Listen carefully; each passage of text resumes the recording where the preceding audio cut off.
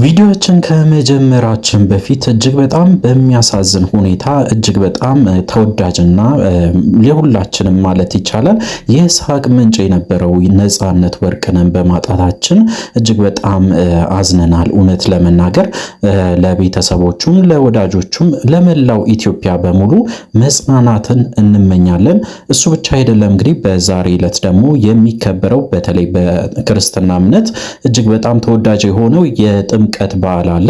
እንግዲህ የክርስትና እምነት ተከታዮች የሆናችሁት በሙሉ እንኳን ለብርሃነ ጥምቀቱ በሰላም አደረሳችሁ ለማለት እፈልጋለሁ። ቪዲዮአችንን እንጀምራለን።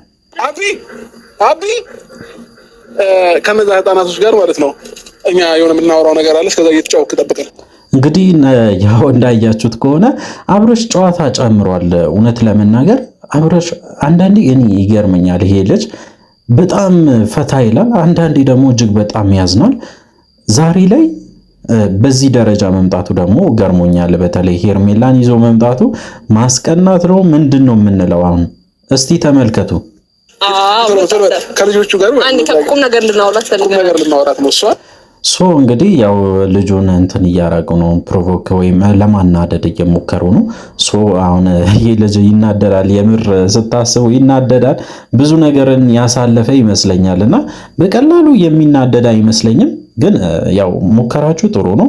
አሁን ላይ የሆነ ማስቀናናት ወይም በቃ እንደዚህ አይነት ነገሮች በዚህ በጣም ትክክል አይደሉም። እኔ የምደግፍም አይነት ነገር አይደለም። እስቲ እንቀጥለው። ዛሬ ምንድን ነው የተፈጠረው? ተጠበቅብህም ማለት ነው። አንተን አንቆ ለመድፋት ቢትልስ ይበቃል። ሄርሜላና አብርሃም የምር ይዋደዳሉ። ማወቅ ያለባችሁ ነገር የምር ይዋደዳሉ። ሩታን ለማናደድ ብቻ ሳይሆን እንግዲህ ፍቅራቸውን ለመግለጽም እየሞከሩ ነው በዚህ ሰዓት። ይህንን እንድታውቁ ነው የምፈልገው። ሩታ እዚህ ጋር ትናደዳለች አትናደድም? እውነት ሩታ ይሰማታል አይሰማትም? እሱ ሳይሆን ቁም ነገሩ ለምንድን ነው የተገናኙት? ለምንድን ነው ተገናኝቶ? እኛ ኦዲየንሱ እኮ በጣም እየተረበሸ ነው። ባይዜ እንዲታረቁ በጣም ይፈልጋል። እነሱ ግን በጣም ድራማ እየሰሩብን ነው። እንዳያችሁት ከሆነ እንግዲህ ምን አይነት ግንኙነት ነው የሚያረጉት? ወይም ደግሞ ምን አይነት ንግግር ነው የሚያረጉት? ለምን ይባላል? በጉራጌኛ እግር ዲያፈር የሚባል ነገር አለና ሰላም ግቢ። ትንሽ አስቸጋሪ ነው። በተለይ አብርሃም አሁን ሆን ብሎ ሄርሜላን አሁን መሳም ነበረበት? በእርግጠኝነት አልነበረበትም ግን ሩታ እንድትቀና እያደረገ ነው። ሩታ ደግሞ በዚህ ትቀናለች ወይ? የእውነት ይሄ ነገር ደግሞ ትክክል ነው ወይ? በተለይ መበሻሸቅ በዚህ ደረጃ ትልቅ ሰዎች ናቸው። እንግዲህ ተመልከቱ፣ መበሻሸቅ ምን አመጣው? ለምንድን ነው ለእኛ እንደዚህ አይነት ቪዲዮ የሚሰሩት? እኔ ከዚህ በፊትም ተናግሬያለሁ። አብርሃም የሚያደርገው ነገር ትክክል አይደለም። አሁን ደግሞ ተጨምረች እንግዲህ ሩታም አሁን በዚህ ሰዓት በተለይ የምታደርጊው ነገር ትክክል አይደለም። በቃ የራስሽን የህይወት መኖር ከፈለግሽ መኖር ነው።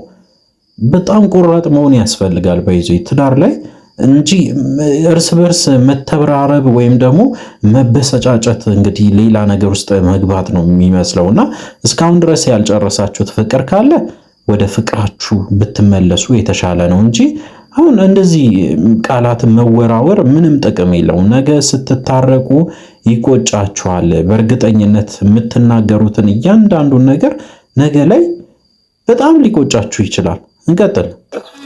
ሌላ ጊዜ ማድረግማቸውን ነገሮች ልንገራችሁ። እያዳመጥኩ ነበር እስካሁን ይለቀናችሁ ሌላ ቦታ በቃ ልጁ ራሱ አልተመቸውም። እንደዚህ አይነት ንግግሮችን ስላለመደ ሊሆን ይችላል። ይሄ ደስታ የተባለው ልጅ በተለይ የሩታ አፍቃሪ በብዛት እነሱ ሲያወሩ ነበረ። አብርሃም በጣም ያወራል፣ ሄርሜላ በጣም ነው የምታወራው፣ ግን እሱ ዝም ብሎ ነበረ። ምክንያቱም ደግሞ ያ ይሄ መተራረቡ አልተመቸውም። አያችሁ፣ በቃ የተማረ ሰው ማለት እንደዚህ ነው። ምክንያቱም መተራረብ ምንም ጥቅም የለውም፣ ምንም ፋይዳ የለውም። ከዚህ በፊት አይተናል። እጅግ በጣም ብዙ ጊዜ ቪዲዮ ሰርታችኋል። አብርሃምም ሩታም በጣም ብዙ ጊዜ ሰርታችኋል። መተራረብ ሳይሆን እንዴት ተመልካች ግንዛቤ ያገኛል ወይም ደግሞ ከዚህ ቪዲዮ ላይ ምንድነው የሚማረው የሚለውን ነገር ሞር ፎከስ ብታደርገው የተሻለ ነው።